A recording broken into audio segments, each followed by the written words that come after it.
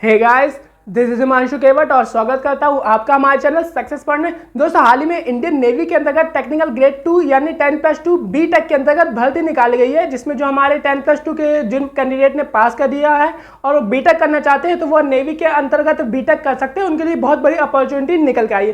तो इस वीडियो में हम बात करेंगे उसकी एज लिमिट क्या मांगी गई है, B.Tech के अंतर्गत एजुकेशन क्वालिफिकेशन क्या रखा गया है और उसमें जो आपका सिलेबस रखा गया है वो क्या रखा गया है, और इस एग्जाम को क्रैक करने के लिए आपको किस प्रकार के सिलेबस को कवर करना पड़ेगा, इसमें आपकी एज लिमिट कितनी रखी गई है। तो दोस्तों ज़्यादा देरी ना करते हुए चलिए वीडियो को शुरू करते हैं और चलते हैं ऑफिशियल नोटिफिकेशन के माध्यम से क्या क्या चीज़ बताई गई है, एज लिमिट, एजुकेशन क्वालिफिकेशन और एग्जाम के सिलेबस के बारे में क्या बताया गया है। चलिए वीडियो को शुरू करते हैं।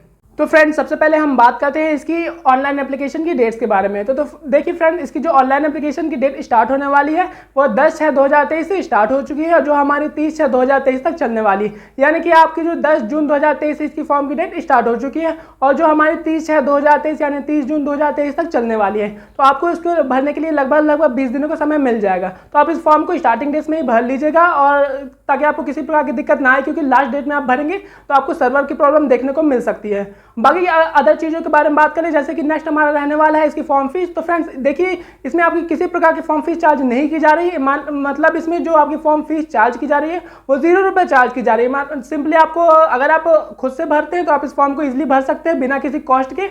लेकिन अगर आप किसी ऑनलाइन शॉप के माध्यम से फॉर्म को भरवाते हैं तो आपको वहाँ का सिर्फ सर्विस चार्ज देना पड़ेगा, जो कि मिनिमम 50 रुपये तो रहता है। तो आप उसको सर्विस चार्ज दे देंगे तो आपका इजीली फॉर्म भर जाएगा। तो मतलब अगर इसमें फॉर्म फीस के बारे में बात की जाए तो इसमें सिर्फ 50 रुपये फॉर्म फीस लग रही है, इंक्लूडिंग सर्विस चार्ज, जो आप अगर किसी दुकान से आप भरवाते हैं तो। बाकी अगर नेक्स्ट थिंग के बारे में बात करें तो वो हमारा रहने वाला है इसका एग्जाम का सिलेबस।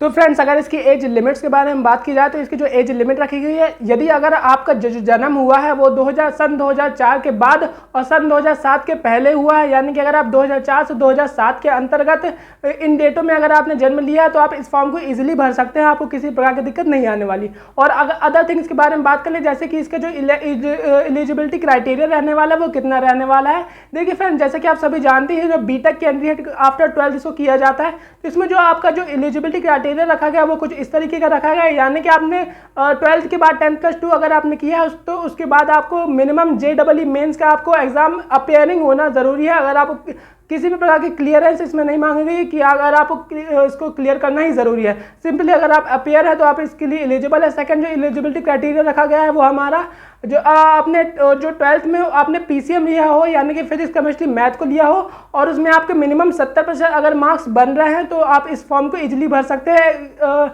अगर आपकी सिलेक्शन प्रोसीजर में आपको किसी प्रकार की दिक्कत नहीं आएगी। और यदि अगर इसकी मेरिट लिस्ट के बारे में बात कर ले तो इसके सिलेक्शन प्रोसीजर के बारे में बात कर ले तो फ्रेंड्स, इसमें आपका किसी प्रकार का एग्जाम नहीं होने वाला है। आपके जो मेरिट बनने वाली है वो आपकी 12th के मार्क्स के बेस पे ही बनने वाली है। तो आप यदि आपने कितने नंबर लाए हैं उसके हिसाब से इसमें जो आपकी मेरिट लिस्ट बनेगी वो आपके 3 से 4 मंथ के बाद बन जाएगी फॉर्म भरने के बाद। तो आप मेरिट लिस्ट में आपका नाम आ जाएगा और कट ऑफ डिसाइड हो जाएगी आपके 12th के नंबर के बेसिस पर। तो फ्रेंड्स, आप इस फॉर्म को जरूर भरिएगा।